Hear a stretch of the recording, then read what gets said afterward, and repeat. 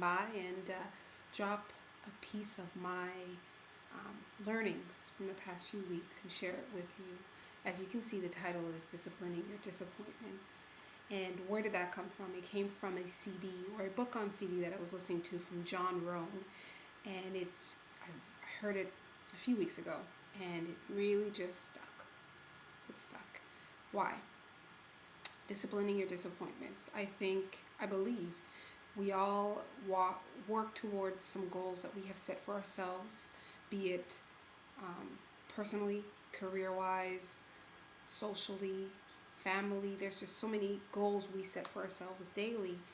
And in obtaining or reaching our goals, we've probably learned, if you've been at it for quite some time, that sometimes things don't go as smoothly as planned. Sometimes they don't go as quickly as desired. Because as you're working towards a goal, things come up.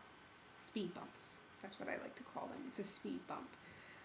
And if we're not careful, those speed bumps could either cause us to go off mark, could cause us to lose track, lose sight of the bigger purpose and miss out on the destination we're trying to reach. So when I heard John Rohn speak of disciplining your disappointment, it just really stuck with me. It's resonated, and I felt this would be something I'd like to share. For me, the idea of disciplining my disappointments is me being able to kind of acknowledge or be true to be able to say that things won't always work the way I want them to go. Things will not go as smoothly, and anything that's worth getting is not necessarily something that'll be easy to obtain. There will be some sweat, there'll be some tears, and if you're not ready to take on what it'll take maybe to reach your goals, maybe you need to question if the goals are a bit too lofty, and maybe you need to scale back and make it in increments. But understanding that a lot of times the important things in our lives are going to take a lot of work, it's going to take a lot of effort, and there will be disappointments along the way. Do we use the disappointments to maybe kind of pull back and kind of get dissuaded, get pulled off track, or do we use it as momentum, as fuel, and recognize that the disappointments may just really represent how valuable the goal is that you're trying to obtain or reach? And for me, that's how I want to see it. I want to use the disappointments as fuel. Don't get me wrong. The disappointments are frustrating as heck.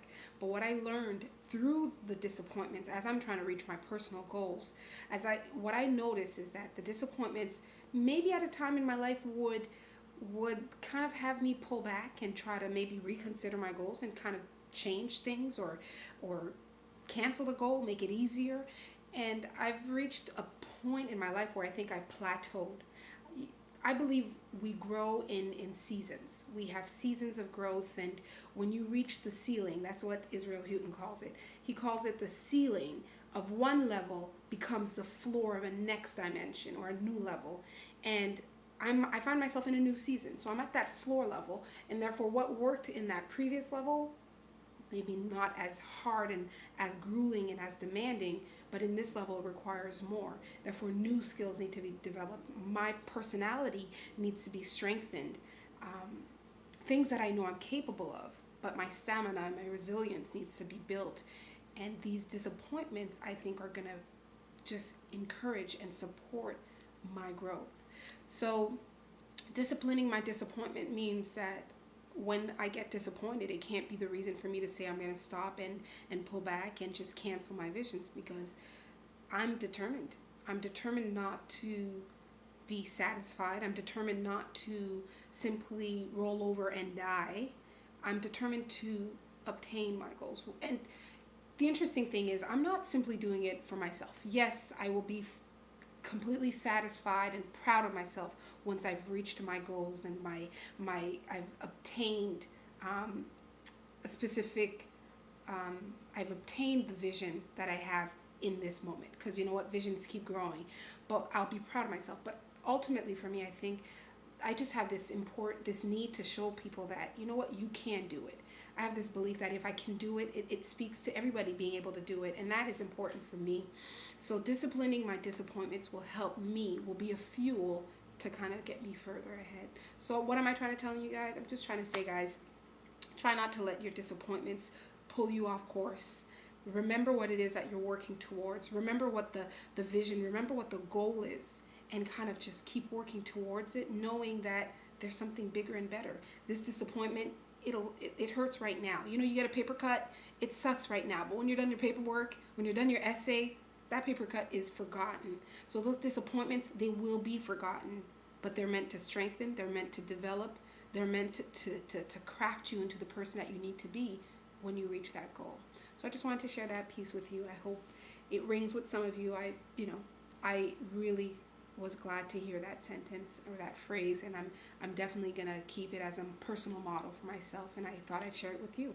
So discipline your disappointment, guys. Discipline the disappointment, because the goal and the vision is way bigger than the temporary disappointment you may feel. And you know what? Everything good is worth the work and the effort. It's never going to come easy, but once you get there, you'll be so proud that you've accomplished it.